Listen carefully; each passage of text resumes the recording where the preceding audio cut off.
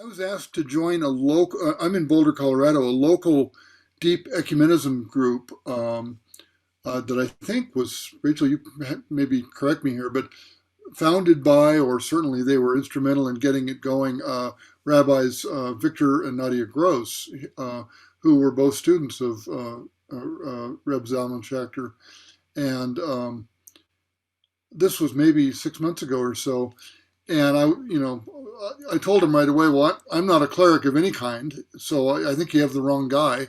And they insisted, and I've had it's been so delightful to be in this group of people who really it really is an interfaith ecumenical group of people, and people with open minds, open hearts, big brains, lists of capital letters behind their behind those names that humble me a bit. But it's just been so warm, and one of the real delights has been getting to know Dr. Wooten, and that's the last time I'll use that name.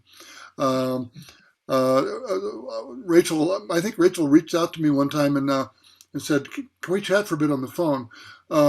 A bit turned into an hour, and it went by just like that. And we did it again just the other day. We might have done it one other time. I don't. My memory fails me these days, but it was just such wonderful conversation. We found so many points of connection. So anyway, I'm really happy that Dr. Rachael Wooten is with us today. As some of you know, Rachel, she's been a Zurich-trained Jungian analyst, psychologist, working with clients for 40 years. She has roots in the Christian church. She has roots clearly in Judaism, deep roots in Tibetan Buddhism. So, among all of us in this little group that we have where we meet once a month, Rachel really spreads the widest wings, I think, and brings in a lot of different things. And I will stop here in just a second, but this is how our conversation went. This is how an hour went by so fast. I've been involved in and a student of civil rights since I was, 11 or 12 years old. And somehow I had missed reading Thurman, and I just wasn't aware. And Rachel brought that into our group, and it's been a real eye opener for me and a real important piece of history in the American Civil Rights Movement, and the underpinnings of that are really deeply embedded in Christianity. So I was so appreciative of that. And with that, I'm going to stop talking and just turn this over to my friend Rachel and let her take the floor. Thank you. Thank you, Jeff. I am delighted to see you all, and I'm really glad to be here. And I want to say that when Jeff asked me to do it, because he had just been a member of the group for a little while, and I had been nagging this group of people, please, would you read Jesus and the Disinherited by Howard Thurman? I mean, this is a rambling group. This is going to be kind of a rambling presentation, let me warn you. But anyway, they finally did it. And I don't know if you were on that conversation where we were actually talking about Thurman.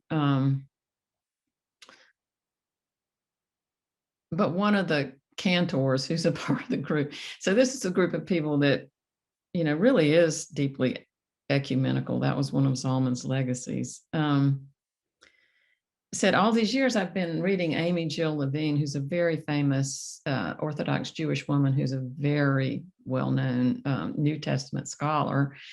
And they said all these years I've been reading Amy Jill Levine. All I needed to do was read this one book. I'm like, yeah, maybe. So anyway, I did not know that Thurman and Reb Zalman had this profound relationship. It was actually in this group that Victor Gross told me about that relationship. So that was an incredible moment for me, because in a minute you're going to hear about, how I met Reb Zalman, what he meant to me. Then I'm going to tell you a little bit about his life story and a fair amount about Thurman's life story. and I'm going to tell you about their meeting and sort of what came out of that. We'll just see how much time we actually have. So I will say that when I read this book, Jesus and the Disinherited, I was introduced to it by some people that I met 30 years ago. After I moved back from Zurich, I was in this group of people who actually were already interested in Deep Ecumenism. We didn't call it that. We called it the Interfaith Monastery Group, actually. So it was a Jewish woman, a Baptist minister, several other clerical types, and me, the psychologist at that point. So it's just kind of interesting that those people from 30 years ago were actually the people that introduced me to Howard Thurman 2 years ago, because they've kept meeting in one odd form or the other, and there's several Black clergy in that group. And so they brought Thurman to our group. And so when I read it, I'll just tell you, I was blown away. I'm going to read you a few passages from it in a minute and tell you why I was blown away. But it's been so moving to me. It's hard to imagine that I could feel so radically comforted and grounded by someone I never met. So to find out that he was just such a profound influence on Reb Zalman was really heartwarming and very affirming of my own experience. I'll say that. So let me just say, this is something, one of the women in one of my Tara groups is on this call, so she's probably heard me say this before. Jeff, you probably have too, but I often begin these kind of teachings with the Hebrew word breshit, which is the first word in the Torah. It's the first word in Genesis. And what breshit means is in a beginning. It does not mean in the beginning. It means in a beginning, which I would not know, except for I learned it from one of Reb Zalman's rabbis. And so I love that, in a beginning. And, you know, in Buddhism, what we really talk about all the time is beginningless time. Where are you going to find the beginning? You're not. So I just want to warn you, there are going to be a lot of things. I wanted to start in so many different places and I couldn't pick one. So you might feel like there are a lot of beginnings. All right. So one thing I want to say is, and I already said, you know, that I appreciate this invitation from Jeff. And one of the reasons that I've come to appreciate it is that I had read Peter Eisenstadt's, it's the most recent biography of Howard Thurman, and the reference for that is in the email that you got, you know, for this meeting. Happy to give it to you again. It's called Against the Hounds of Hell, A Life of Howard Thurman. Anyway,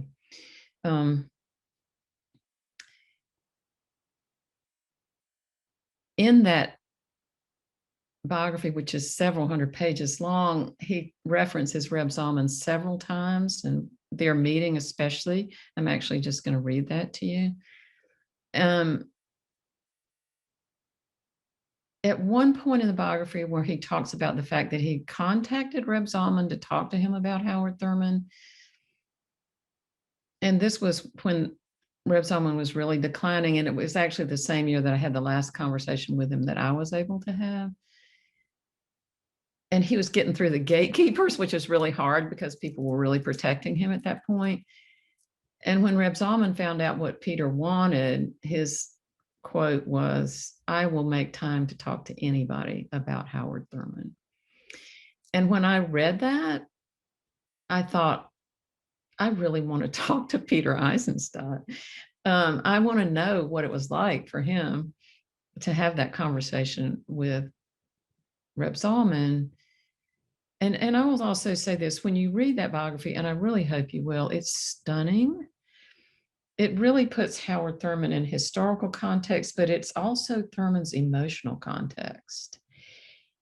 It is not just reading Thurman. There's so much he wrote. There's so much that's been written about him, but I think this is the only thing written about him where you really get his emotional context. And anyway, it's just a fantastic biography.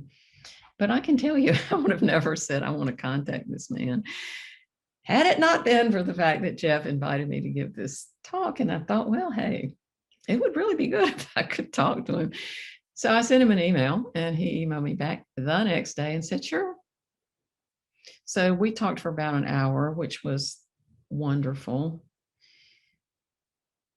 Peter Eisenstadt has been working on Howard Thurman's papers and work, et cetera, for over 25 years.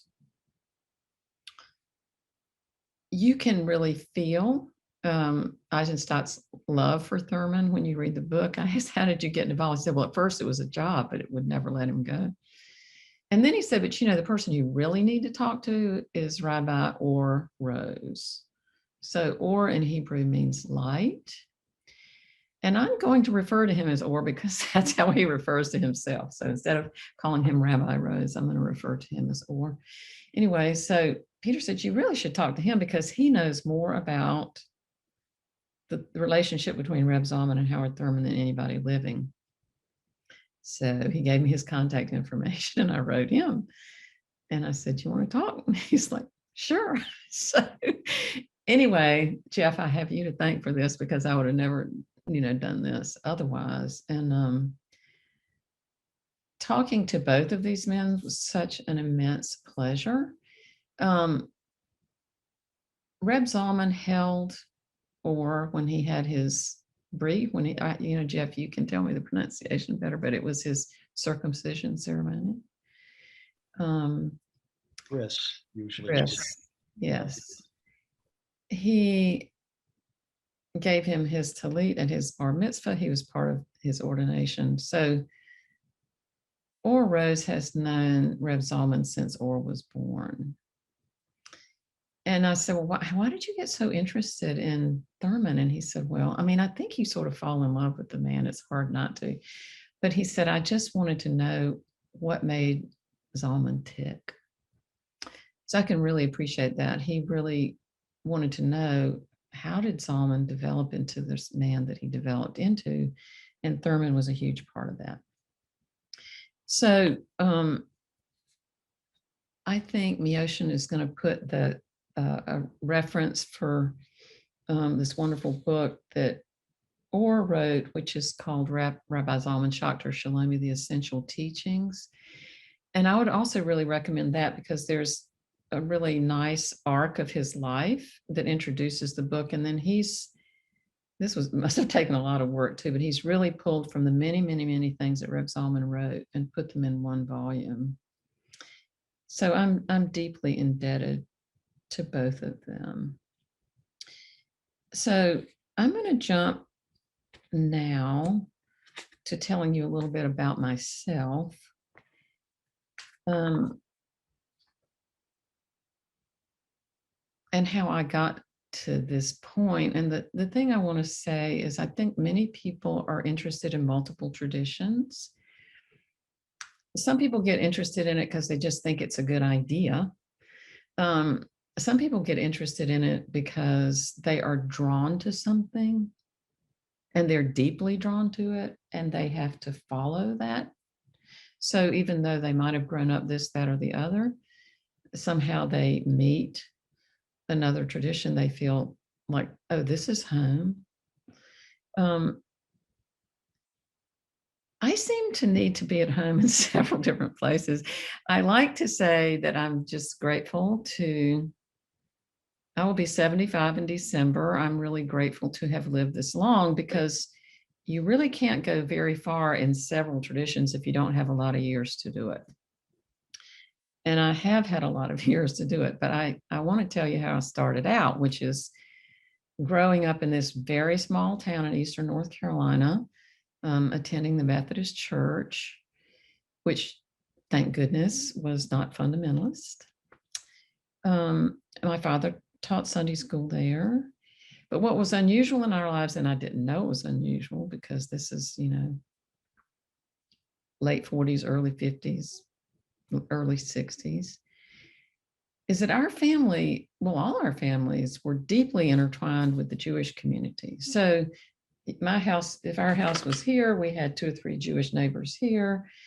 My father was in a poker club with several Jewish men. His best friend from the time he was born till the time he died was David Stadium. I would like to imagine that the funeral service for my father, in which we did, help me, Jeff, I'm losing it. The Kaddish. We did the Kaddish at my father's in the Methodist church. Was probably the first and last time that's ever happened. So my best friend was Jewish. An elderly Jewish man lived in my grandmother's boarding house. I just took this for granted. Literally, I didn't know there was such things as housing discrimination against Jews or who could belong to the country club or whatever. I did not know that until I was 13 years old. That's a longer story to tell you how I found that out. But as an analyst and also a psychologist, I've studied a lot of different ways of approaching how we get to be how we are. We know a lot now about epigenetics, not just genetics, but epigenetics, and how our DNA can be shaped around the people that we were, by the people we've been around the most. And it occurred to me that when my father was a little boy, he was going in and out of David Stadium's house from the time he was 8 years old. When I got to be born and living, I was going in and out of David Stadium's house since I was born. That there is likely a Jewish epigenetic imprint that I have. Reb Zalman was somebody who talked to me a lot about a past life possibility, which seems quite real. But still, I was really interested in this guy named Jesus. He was pretty fascinating to me. And throughout my life, I've just, maybe this is karma. I've just had the most progressive teachers you can ever imagine. So my curiosity about this fellow has never waned. So in my 30s, I started going to Pullen Memorial Baptist Church, which is probably the most progressive Baptist church in America. And I could give you some reasons why I say that. You just have to take my word, or we'll be here all day. But anyway, a bunch of us from Pullen, including the pastor, piled into my Toyota van and drove to Philadelphia to go to a Matthew Fox workshop. 6 of us, me and 6 Baptist ministers. And at that workshop, I met Louisa Tisch, I met Buck Ghosthorse, who's Lakota, and I met John Giannini, who's a Jesuit Jungian analyst, who introduced me to Jung. So I was in my early 30s when I had that experience. And that really, I have to say, I say this a lot, that changed me forever, but it really did. Obviously, if I became a Jungian analyst, but I had many longstanding teachings with different indigenous people. And I continued, diving into these Christian texts. And I've just found out recently, I talked to the man who was the pastor of this church then. I was talking to him about Howard Thurman. He almost went to seminary where Thurman was teaching. And just at the last minute, he went somewhere else. I'm like, why am I surprised? Anyway, so without just going on and on about that, these are some of the seeds of how I ultimately ended up in Zurich studying at the Jung Institute, spending a lot of hours in Eisenstadt hanging out with the Black Madonna. That's where I met my Tibetan teacher. And I really ended up spending as much time studying Tibetan Buddhism with him as I did studying at the Institute. But anyway, I want to tell you one experience from that education, because A, it's pretty funny, and B, it's highly related to this topic. So, to get out of that place, you have to take this long series of exams, write papers, and all the stuff. So in the religion exam, you're expected to talk about one religion. You can choose it. You present your thing. They ask you questions. It's all fine. Now, me, I decided I want to talk about the intersection of several different religions. So I brought a picture of Kali and a picture of Tara and the thing of the Black Madonna. And I brought, I don't know if you can see this because I don't know how well these things show up in a Zoom box, but anyway, you probably can't. this is a pipe, a Lakota pipe, which I'm not sure why this Lakota individual sold this to me decades ago, but he did. And in fact, I'm sort of getting Jeff to help me maybe find out how to get it back to them, perhaps. But anyway, so all these objects were on the table. And this one woman whom I did not know reached over and she picked up this pipe and she picked up the stem. And she said, "Is it okay if I put them together?" And I said, no. She said, "It's okay if I pick this up." And for some moment, I confused her. There is an analyst who lives in Switzerland who is American. I just confused her with that woman. And I said, "Oh, are you American?" Thinking if she was American, she would know she could pick it up, but she couldn't put it together. Well, anyway, I said, "Are you American?" And she looked at me, and I kid you not, she said, "No, I am not American. I am Swiss, and I am an ethnologist." And I thought to myself, and I am, you know what I'm saying? So I said to her, "It's fine if you pick it up, you just can't put it together." Anyway, so she put them down. And I started to proceed on with my premise. You know, these things are all interconnected. And she just stopped me. She said, "You can't do that. You can't do that. I'm an ethnologist. I can tell you, you can't do that. If you don't know all this stuff about each one of these things, blah, blah, blah, blah, blah." I'm like, wow. Lots of analysts think you can do that. Well, that's just them. Anyway, finally, the other fellow who was there that I knew really well, Andreas Schweitzer, said, "Rachel, why don't you just pick one? Inanna, why don't you talk about Inanna?" I said, "No, I'm going to talk about Tara." So I did. And the exam was over, and I figured, well, they have to pass me. They can't fail me, but that's about all they're going to do. And that's what happened. So anyway, I left the exam, and of course I was upset, but I was also mad, really mad. And that night I dreamed that I was with the analyst, Andreas, that I did know, who tried to save the day. And there was nothing on the table. And I took the palm of my hand and I slammed it down on the table and I said, "These things are interconnected." That's all it was. So then I had an appointment with Andreas and I went to see him and I was like, I told him I'm really mad. And I said, and then I had this dream. And he looked at me and he said, "Do you not see emptiness in the dream?" I'm like, "What?" He said, "Well, you know, in reality, the table was full of things. In the dream, there's nothing on the table." And for him, that was emptiness showing up in the dream. I thought that was kind of brilliant and also reasonable. And then, I don't know, several months later, still in Switzerland, I had this dream. Okay, fine. These things are all connected. So what? I don't want to go around giving talks and writing books about that. So what? What difference does it make if these things are all connected? End of dream. So I think I've been living into that question probably my whole life without knowing it, and certainly still living into it now, and living into it with Reb Zalman. So I'm going to shift to meeting him. So I read The Jew and the Lotus during this time period. I knew about him from that. I wrote this paper to graduate from the Institute, and the paper was an intertraditional approach to healing the wounds of trauma. So as part of this paper, I tell the story of the shattering of Avalokiteshvara.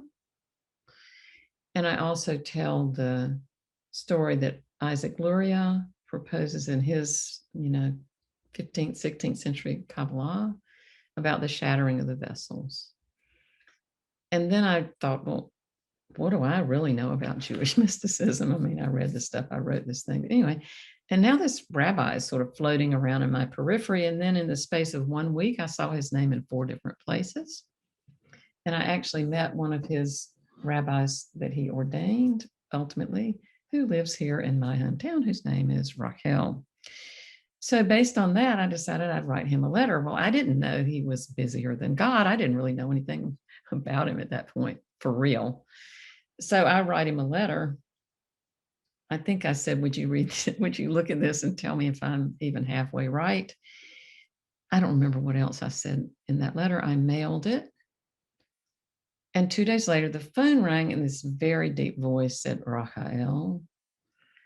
And I'm like, yeah, like I thought it was a crank call. And he said, this is Rabbi Zalman Schachter-Shalomi. And I said, you're kidding. And he said, no, actually, I'm not. Would you like to talk? Thank goodness I had a client right then, so I couldn't talk right then. So I said, so we made an appointment to talk. He read the whole thesis. I mean, this man, I can't imagine the batteries that must have been inside Reb Zalman. Anyway, things he did, but he read the thesis. He actually commented on the whole thing, and he basically said, you know, it's actually just really fun. And then he paused, just like I'm pausing right now. And he said, so what was it you really wanted to talk about? The guy was a genius. I can't tell this story without, you know, just tears coming to my eyes. Anyway, I said to him, well, I understand that you're one of these rabbis who has really given a lot of thought to Holocaust reincarnation and that you put a lot of stock on that. And there was a book about it, and he had blurbed the book. He said, yeah, I asked this fellow to write the book because I didn't have time to write it. But that's how seriously I take it. And so that's really a long story, which I'm not going to go into. It's also very personal. It's kind of complicated, but his answer and his advice to me, which was, Rachel, you're too caught up in the oi. You need some more joy. You need to get some joy from the Jewish tradition. You're too caught up in this grief. Here are the things I want you to do. And one of them was to go to Shabbat services. So I called up my friend Rachael Wooten and said, hey, looks like I need to start going to Shabbat service. So that's 20 years ago. And, you know, I could get a perfect attendance medal practically at this point. But I think what that really does show is that thing about being drawn to something. And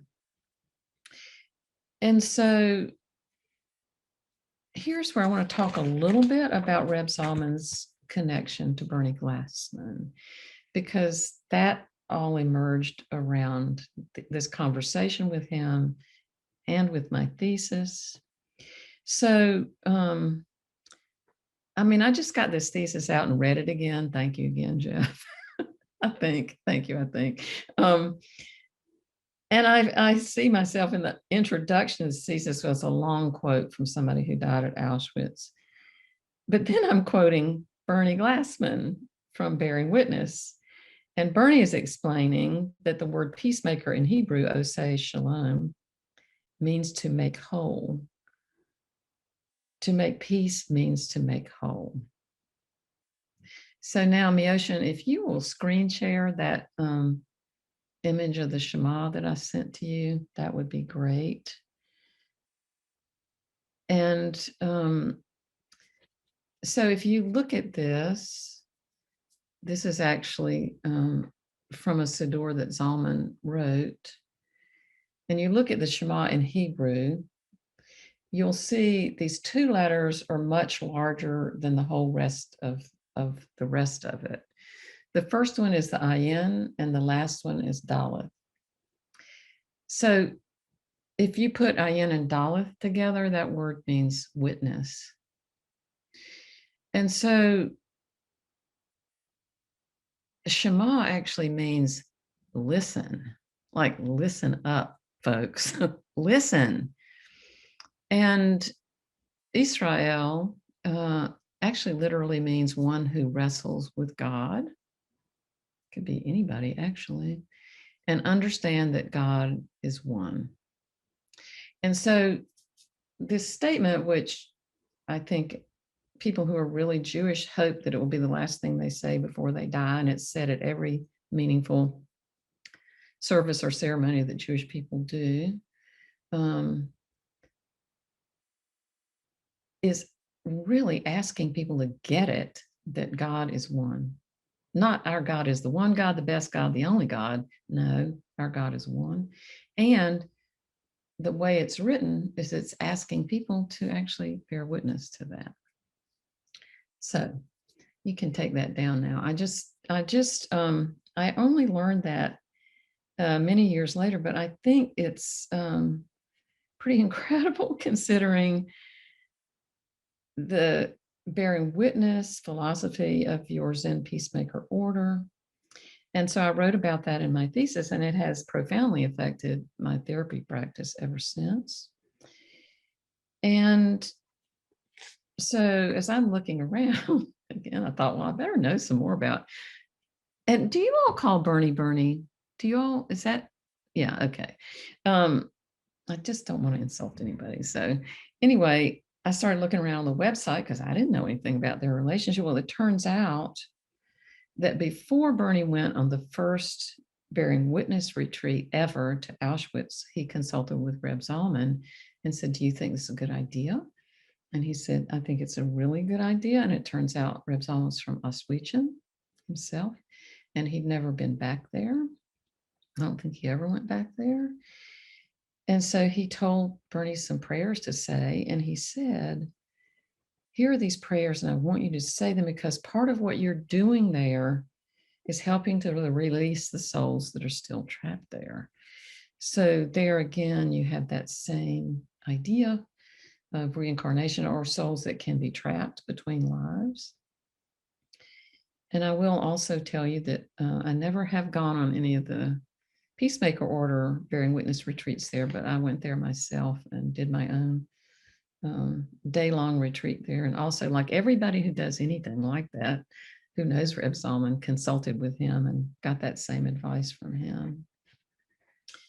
And then I learned that after Bernie's teacher died, that he asked Reb Zalman to become his teacher. And Reb Zalman's reply was, sure, as long as you'll become my Zen teacher. I mean, anyway. So, you know, from all of this, and also from these conversations I had with Orr Rose, I really learned that this Zalman's deep sense that people had reincarnated from the Holocaust was a profound influence on the way he wanted to shape Jewish renewal, which was to leave it open to everyone.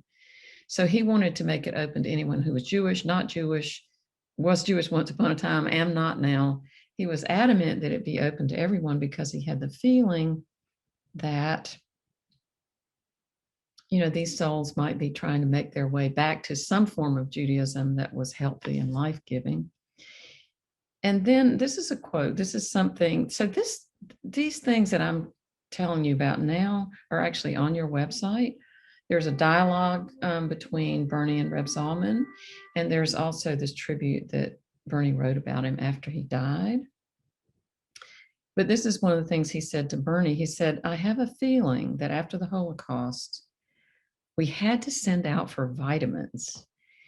And these have come back to us from other religious traditions. They've also come from Jews who've become involved in these other traditions, and from people who have become converts to Judaism. And he said, these are the things that are the dowry of hyphenated spirituality. And by that, he means like Jewish Buddhist, Jewish Hindu, you know, et cetera, et cetera. And then, you know, this last piece,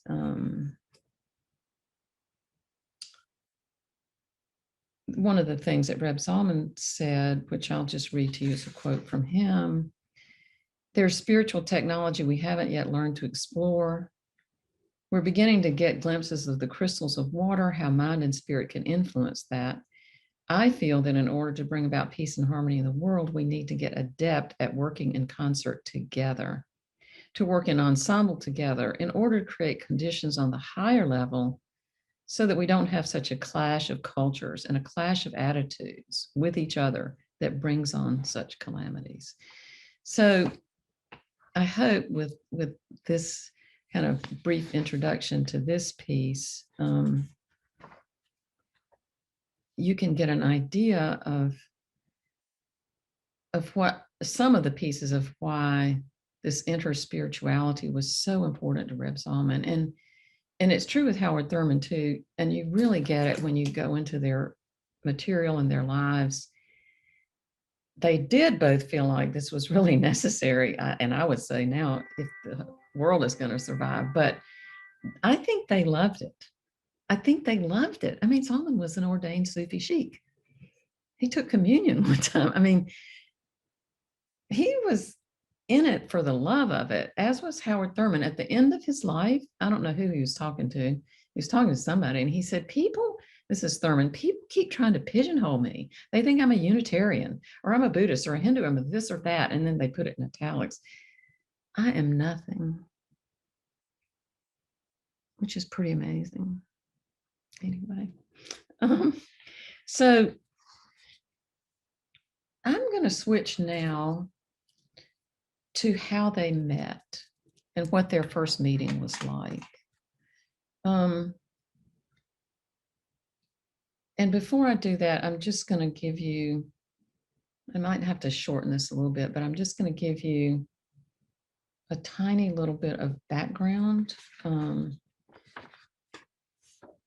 the traumatic background of both of these men. And this is from Or Rose's book, and I'm just going to read this one paragraph. In 1938, this is Reb Zalman, when he was 14, his family, including younger siblings, began a long and harrowing flight from oppression through Belgium, France, North Africa, and Caribbean, until they finally landed in New York City. This painful journey involved time in 2 internment camps in Vichy, France. While Reb Zalman was an ebullient and oriented personality, this upheaval understandably threw the teenager into a crisis. Perplexed by the depravity of the Nazis, the enthusiastic or tacit support of so many other people, including former friends, teachers, and neighbors, and the seeming absence or indifference of God, the young man became angry and essentially adrift. And I thought I had turned this thing off, but I'm really going to turn it off now. So then he got involved in some Hasidic communities. He had really pretty wonderful parents, but I just think it's important background to imagine that this man that we came to know and love was really shaken to the core in his teens before he finally made it to the United States. So I'm going to shift a little now to Howard Thurman's biography. And Thurman was born in 1899. The man who is actually his stepfather, now it's not his father, which I'm going to talk about in a minute, was Saul Solomon Thurman. And he died when Thurman was 8. And Saul Thurman would not go to church. He wouldn't have anything to do with it. So when he died, the minister where the family went to church was going to refuse to let them have his funeral at the church. Now, Thurman's grandmother, Nancy Ambrose, who had been enslaved when she was younger, was a deacon, and she let the guy have it. She said, ministers come and go, but deacons don't. So the guy relented and said they could have it at the church, but he wouldn't preach the service. And so, as Peter Eisenstadt writes it, they had a place for service without a minister. Finally, a jackleg minister without a regular congregation conducted the service, and he took the occasion to sermonize on the wages of sinfulness and preach the unbelieving Saul Solomon Thurman into hell. Thurman, sitting in the front pew, the mourner's bench, listened to the eulogy, this is quoting him, with wonder, then anger, and finally mounting rage. And under his breath, he spoke to his mother, and he said, he didn't know, Papa, did he? Did he? So this was really a pivotal experience for Howard Thurman. And as Peter Eisenstadt explains, in this account, Thurman's story is not one of white racism, but of Black callousness. And then Thurman ties that to white supremacy. It was not only brutal, it was utterly insidious, an acid with the potential to leach into Black psyches and their institutions. Evangelical Christianity and Jim Crow for Thurman both operated on the principle of exclusion, dividing the world into the saved and the damned. And Thurman really felt that in that you could find the basis of racism, to divide people into these categories. And I think that was also the beginning. I think he, like me, remained interested in this fellow named Jesus, but was pretty disenchanted with the domination, white supremacy style of Christianity at the time, and certainly not that way in all Christian traditions now. We know that, but it's still there quite a bit. And then the other thing that Eisenstadt tells us that actually I don't think has ever been written before is that Thurman was illegitimate, and that was known in this little community, Waycross, Georgia, where he grew up. And that he was teased by, his friends. And that he actually never talked about it publicly. He didn't write about it in his own autobiography.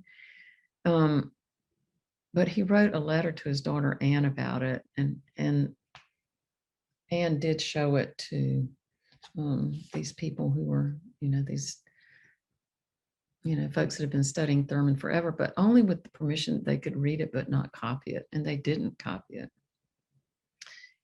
So he preached one sermon, only one sermon that we know about, which talked about legitimacy. And he said, those born out of season can either allow themselves to be crushed by the world's unfairness or vow to prove the world's judgment wrong. And, Thurman was profoundly shy and introverted, and I think very self-conscious growing up. And so this is one of the things that I really valued about talking to Peter on the phone, because I had the same thought myself, that, and he says, we can only surmise how much this condition contributed to what he often describes as his childhood alienation from other people and his sense of being in multiple ways disinherited. And that might be at the basis of the choice of his words for this famous book that he wrote, with its connotation of being cut off from a birthright, had a deeper resonance to him than he ever allowed. So Thurman found a tremendous refuge in nature. He really became, that's where his mysticism began in childhood, with nature. He'd say things like he could hear the night think and feel the night feel. There are really some beautiful things. He told an interview, I can go and sit with my back against the oak tree to talk to it about my problems. I had a sense from my earliest memory of being a part of this whole rhythmic flow of life in my earliest experience. So with that, Thurman also had really loving figures in his life. He had this, I'm not going to go into his whole story because we don't have time, but he just had this amazing progression through different schools, which was really unusual. And at the point he met Reb Zalman, he was the first Black faculty at Boston University, and he was certainly the first dean of the chapel at Boston University, dean of Marsh Chapel. And so this is how they met. Reb Zalman really he had to get actually a master's degree because he wanted to teach and he wanted to work in the Hillel organizations, and he couldn't do that just as an ordained rabbi. And so it turns out he was living in Massachusetts at the time when he made this decision, and that Boston University was the only place that would accept him in the master's program, that would accept his ordination as a viable credential. And so, again, I'm just going to read this because I think it'll be faster, but that Zalman told this story many times, that he loved to tell this story. So he lived so far away from the university, he couldn't say his morning prayers before he left home. So he needed to say them when he got to the chapel. So he was really uncomfortable using any of the chapel rooms because of their Christian symbols. So he started davening in a storage room. And then this middle-aged Black man, whom Schachter-Shalomi thought might be the janitor, came up to him and said, "I've seen you here several times. Wouldn't you like to say your prayers in the small chapel?" And so he didn't want to offend the man and tell him he couldn't pray in a room with a crucifix, so he said nothing. The man again suggested, "Well, just try praying in the small chapel the next time you're on campus." And so he did it. And when he got there, the crucifix had been removed from the altar. And Thurman had lit 2 candles and opened this Bible to Psalm 139, which was, where can you go that is not in God's presence? And so after praying, Zalman put the cross back on the altar and he opened the Bible to Psalm 100, which is a psalm of thanks. And this ritual went on and on and on. Okay. So then Reb Zalman decides he wants to take this course in spiritual disciplines and resources that Thurman was teaching.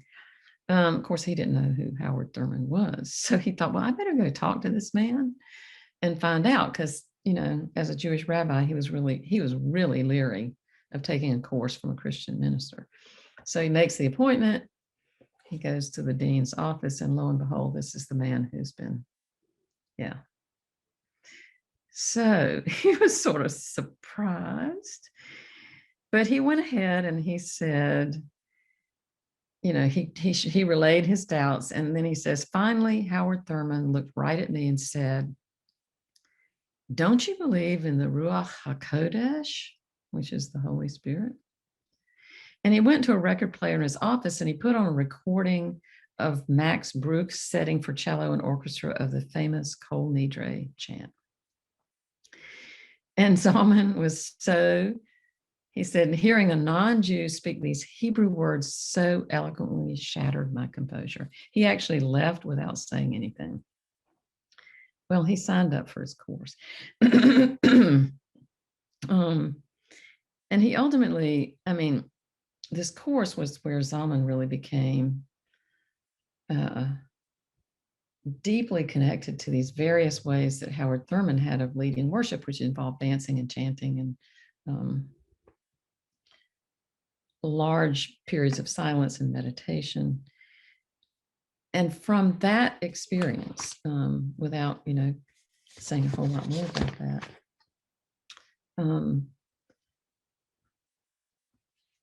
that really shaped how he decided to do his rabbiing and how he decided to do his teaching and how he decided to help other people, learn how to do services.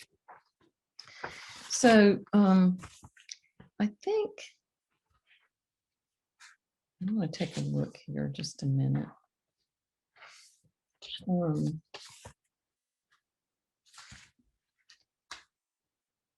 I'm just aware of the time. It's almost 6 o'clock. Rachel, could I step in with a bit of a prompt? Sure. I don't want to interrupt your flow, but I'm aware that perhaps not everyone knows, or maybe everyone does, Thurman's connection later up through Martin Luther King all the way to the bridge. Okay. Yeah. And then maybe you were going to get there. I trust you would have, but that was the profound learning for me was, here's this fellow who was so instrumental that I didn't know about, and he touched this whole movement all the way from Robert Moses to, Bayard Rustin to Martin Luther King to John Lewis probably, and just extraordinary. So I don't want to give it away. I'll let you do that. Thank you, because that was part of what I had intended to do, and I was just getting a little lost in this, Anyway, so here is this book, Jesus and the Disinherited. This book was published in 1946. And I would say it's as radical today as it was then for many, many, many different reasons. And actually, I had intended to read you a few passages from this. So thank you, Jeff. And I will say that Thurman knew Martin Luther King's father. They were good friends. The couples were good friends. And so he knew King from the time King was 7 years old. And he was really his spiritual director, if you want to call it that. And this book, and I will read a few passages, why it was so important to Thurman and so important to them, was in the coat pockets of Martin Luther King and most of the men and women walking across the Edmund Pettus Bridge. This book was in their pockets. And if you ever watch the footage of them, and you probably have, and you might watch it again, you'll see Martin Luther King and one other person, and you'll see Abraham Joshua Heschel, who's really an important player in all this too, but we don't have time for that. But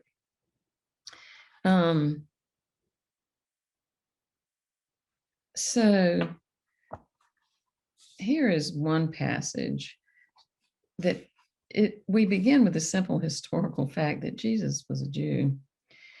The miracle of the Jewish people is almost as breathtaking as the miracle of Jesus. He was a logical flowering of a long development of racial experience, ethical in quality and godlike in tone. It is impossible for Jesus to be understood outside of the sense of community which Israel held with God. He was so conditioned and organized within himself that he became a perfect instrument for the embodiment of a set of ideals of such dramatic potency that they were capable of changing the calendar, rechanneling the thought of the world, and I love this sentence, replacing a sense of the rhythm of life in a weary, nerve-snapped civilization. If we are not in a weary, nerve-snapped civilization right now, I don't know. But then he goes on to say, the second important fact for our consideration is Jesus was a poor Jew. The economic predicament with which he was identified in birth placed him with the great mass of men on the earth. It is utterly fantastic to assume that Jesus grew to manhood untouched by the surging currents of the common life that made up the climate of Palestine. So in a sense, what Thurman is pointing out is that Jesus was Jewish, which a lot of Christians seem to not quite get sometimes anyway. I shouldn't say things like that because it's certainly not, that's a global statement that I should not say. But many people don't really get that. And that his life was not worth a nickel any day that he walked out his door. He was just another Jew in Roman occupied Palestine. None of their lives was worth anything. So what Thurman says is that his message focused on the urgency of a radical change in the inner attitude of the people. He recognized fully that out of the heart of the issues of life, and that no external force, however great and overwhelming, can at long last destroy a people if it does not first win the victory of the Spirit against them. Again and again, he came back to the inner life of the individual, With increasing insight and startling accuracy, he placed his finger on the inward center as the crucial arena where the issues would determine the destiny of his people.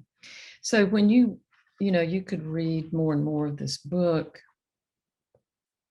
He taught The Three Hounds of Hell, which is the title of Peter Eisenstadt's biography of fear, hypocrisy, and hatred. Sounds like three poisons. Thurman was really not interested in Christology. He was not interested in the resurrection story, et cetera, et cetera. He was really interested in understanding how any human being in the circumstances that Jesus was living could come to these profound insights and then teach them about the inner life. And that was the crucial message.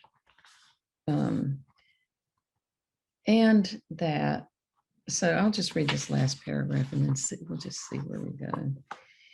He says, now this is 1946, this African-American minister. I belong to a generation that finds very little that is meaningful or intelligent in the teachings of the church concerning Jesus Christ.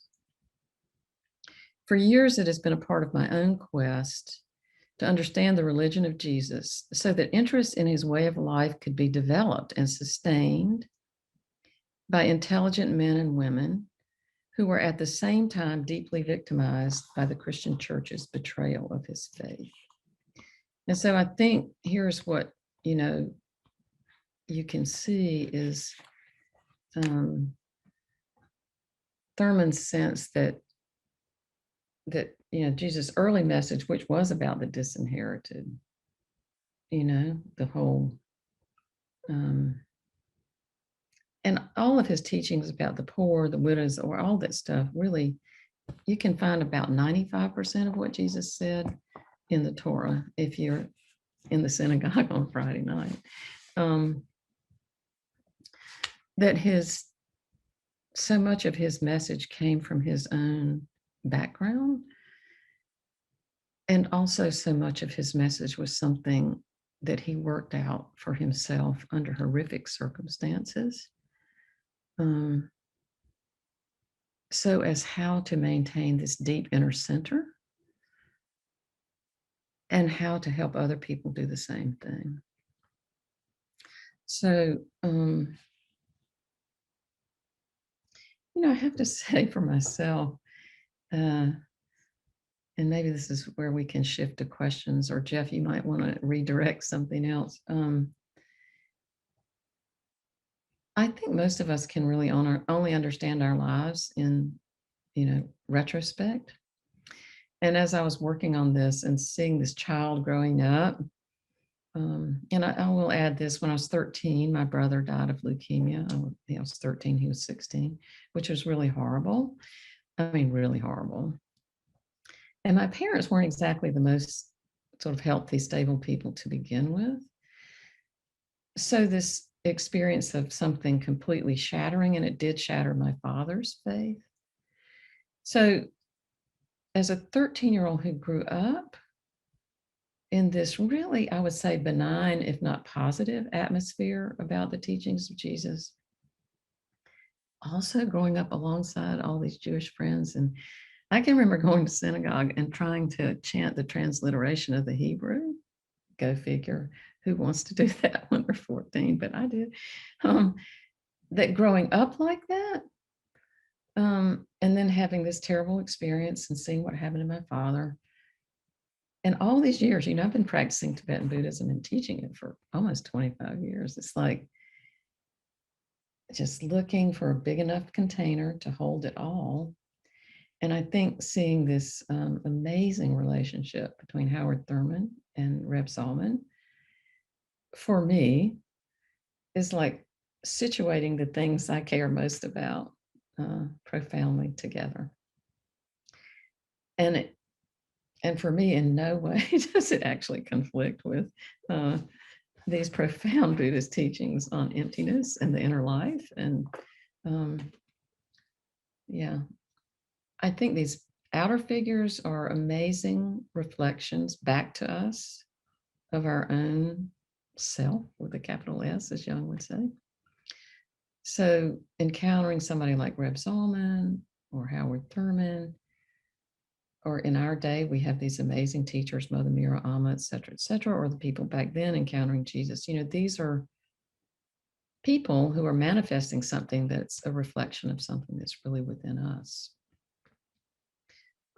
So that allows us to connect to that part of ourselves and to really nourish that part of ourselves. So,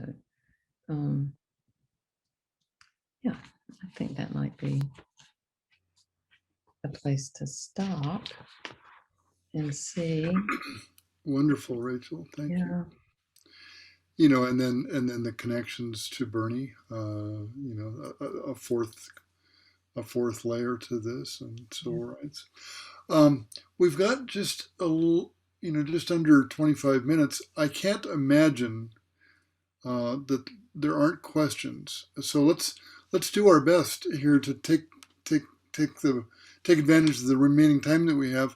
And if you've got a question, go ahead and wave your hand. And Jeff, I see right away. So he just demonstrated how to do it. That was perfect, Jeff. Thank you. Thank you. Yeah, well, that's probably my only talent. Rachel, I thank you for this. It's interesting. This is Rachel and I have been discovering a lot of mutual connections and synchronicities in recent months. And this is another one. I know Or. We don't know each other well. We know each other to say hello. He teaches at Hebrew College alongside Nehemiah Poland, the Orthodox rabbi I've mentioned to you. So we know people in common. I didn't know that he was that deeply connected to Zalman. I didn't know that he knew him, that I guess his parents students of Zalman's? I have no idea. I mean, Zalman had, he went to so many places. He was a rabbi at many different places. Yeah. So I don't know. I think he was in Fall River at the time. He was here in Brookline at one. No, it was a Fall. I think he was at Fall River. The guy who hired him to be the rabbi in Fall River later on owned the Jewish summer camp I went to when I was a child. And that's why it was so far, because Fall River is in southeastern Massachusetts. So that's why it was a schlep for him to get into Boston on a regular basis. The fellow who wrote the book about Holocaust reincarnation, actually, he's written a couple of them. Was that Yonason Gershom? I think so. Yeah.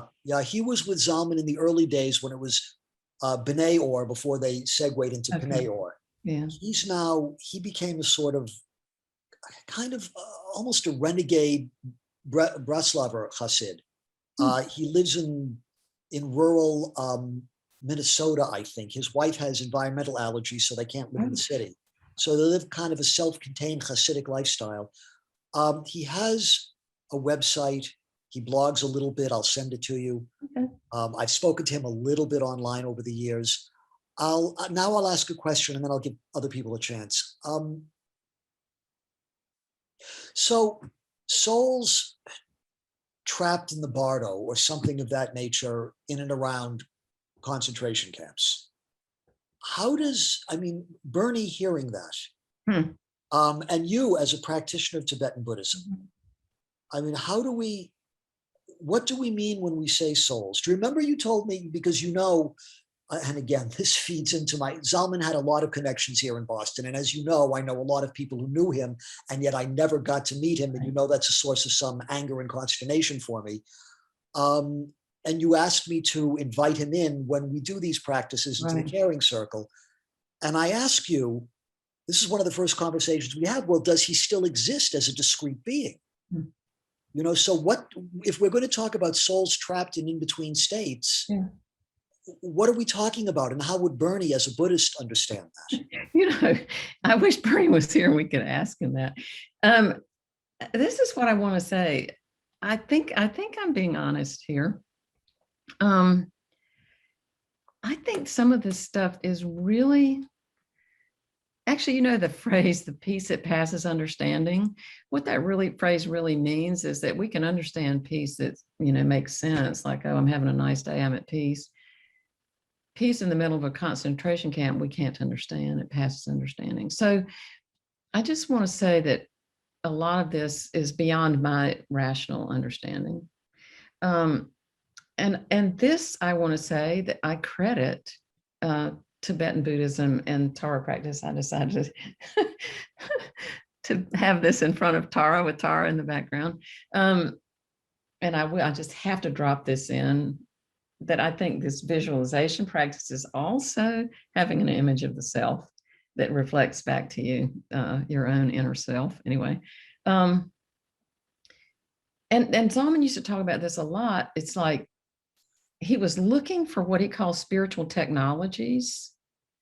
What kind of practices allow people to have their own experience of either emptiness or vastness or the holy, whatever you want to call it. That's what he was looking for.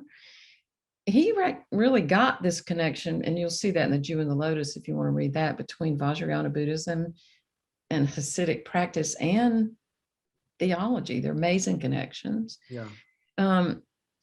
I think it's really Tara practice, for whatever reason, allows me to access this sense of vast space in which all this stuff can hang out. And I don't have to know the answer. And I will say this, though, it's like, without knowing the answer, when we do these like refuge circles, which we do in Tibetan Buddhism, and I practice with Lama Rod Owens, that's a lot of fun. And he's, there's so many places all over the world that do ancestral practices, and they call in their ancestors. So all over the world, people have done this forever. The Tibetans call in the lineages. I think probably the Jews call in the lineages. I mean, I don't know, Zen people call in the lineages. It's like, honestly, I think one of the reasons that Howard Thurman just speaks to me so deeply is I think white people are about as disinherited as you can get. This is me speaking as a white person. We're cut off from the earth. We're cut off from nature. We're cut off from ancestral practices. We're cut off from technologies. I mean, I'm sorry, I'm just speaking of myself as a white person, but I just feel like we live these impoverished lives. That's why I think so many people are attracted to indigenous practice, and on and on and on. Anyway, so Tara practice, like when I went to Auschwitz and spent the day there, I spent half the time doing Hebrew chants and half the time doing the chair practice from Tibetan Buddhism. Yeah. I had the distinct feeling, and I really still do. I mean, I can't, I depend a lot on dreams and amazing synchronicities and so on, but I really feel like I died there. And it was very important for me to go back there, and it's very important for me to leave there. And, I can't explain that stuff. And I don't say that with this kind of, feeling about it, right? I will also say this, that right before I had another conversation pretty similar to this. It didn't involve Howard Thurman, but it did involve the ancestors. Somebody asked me to talk about the ancestors. And I said to this young woman, I just don't know that much about the ancestors. Look, I'm a white person. I've never done this. And she's like, look, just show up. Say whatever you want to say. I don't care. Just show up. I just want you to show up and talk. I said, okay, whatever. Anyway, the night before I was going to talk to her, and I did, I dreamed that Reb Zalman was there, and that Reb Zalman, there was an altar, I think. There are all these beautiful orange and red flowers. Mm-hmm. And Zalman was recording the conversation between me and this African-American woman who now lives in Finland about ancestors, right? I dreamed about Reb Zalman a lot before and after he died. I hadn't dreamed about him in years. But right before I'm going to have this conversation with this woman about the ancestors, to which I said I know nothing, I dreamed about him. So, oh my gosh, I could go on and on about that. I don't know how it works. I'll tell you one other story. I've had so many dreams about my brother. I've had this long relationship with him since he died, which trust me, doesn't replace wishing he was still here. But the last dream I had about him, we were sitting out in the backyard,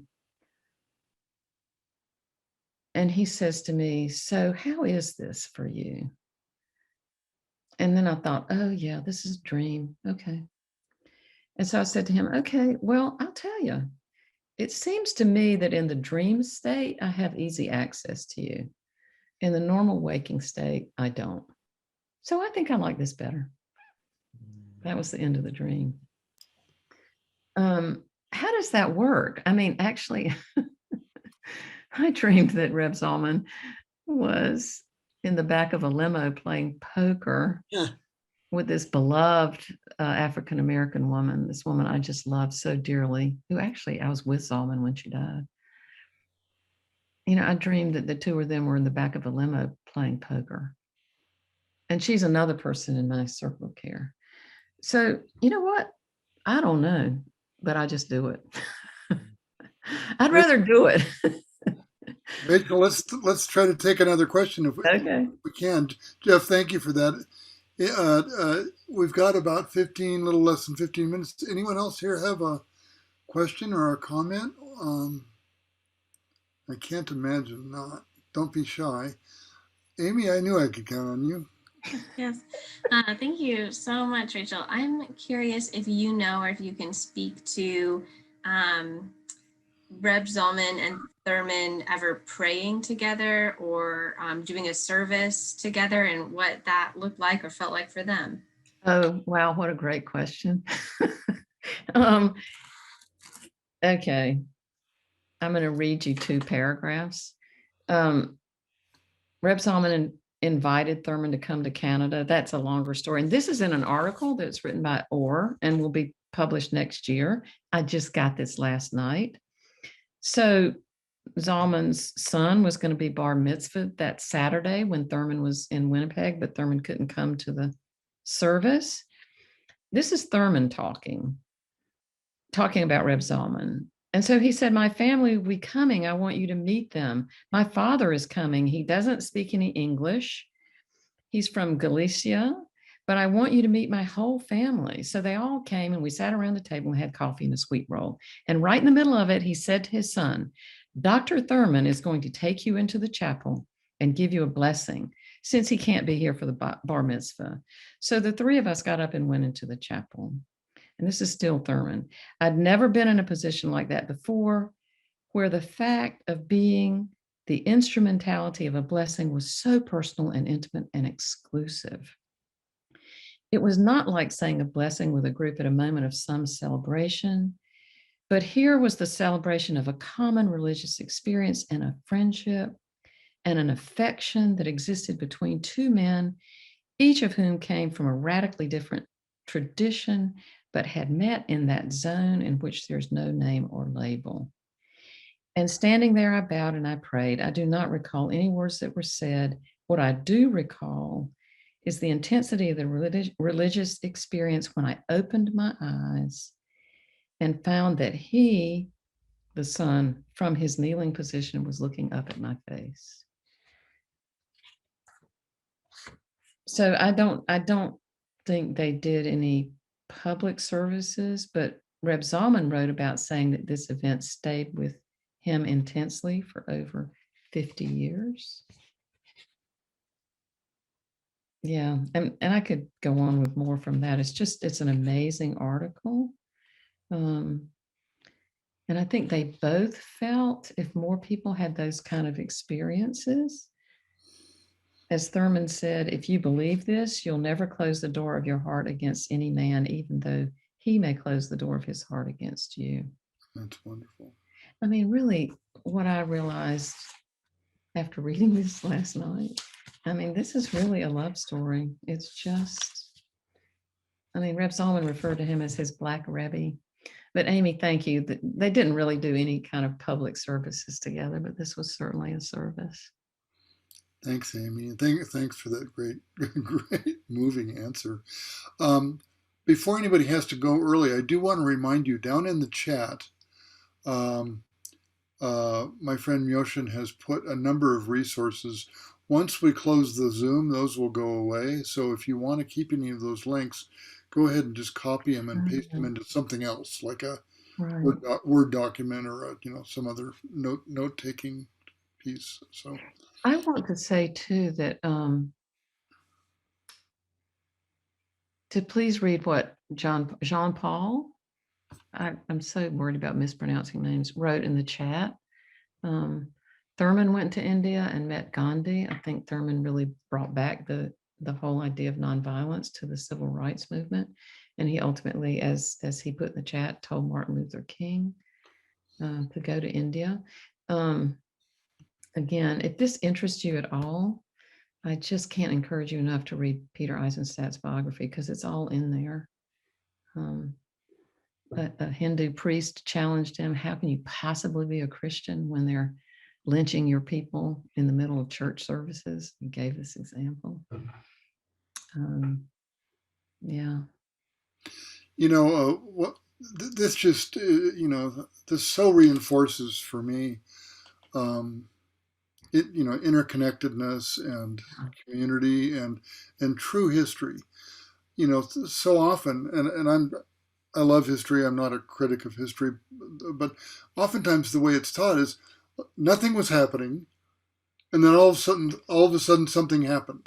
Right. And nothing was happening, and then all of a sudden Allen Ginsberg was there, and we had beatniks. A bunch of stuff happened before that, and it's all connected. And Jean Paul's notes in the chat really reinforce that. I mean, where is that Gandhi connection with King and Thurman and King? It's just beautiful because it never ends, does it? It never ends. And I do want to say, which I finally did get a chance to say, actually, in this book I wrote, maybe you could put that in the chat box too, about Tara. That dream I had where I slammed my hand down on this table and said, these things are interconnected. The 14th Black Tara in the 21 Taras, in the praise of Tara, it says she slams the palm of her hand on the something of the world. I don't know. It's, shamanism, Sumerian stuff. When you really get into Tara, you see the shamanic Sumerian roots of the whole thing. Sumeria, which is, I don't know, how far back is that? 6,000 years, influenced everything. And shamanism has influenced everything. So one of the things I like to say, if you're a Buddhist and you really believe in the interdependence of all being, well, why would we not think that all the religions are interdependent? They already are. We just have to discover it. And what is our investment, in not enjoying that? Anyway. I don't know if everyone managed to see that screen share with the cover of Rachel's book. Hopefully you did.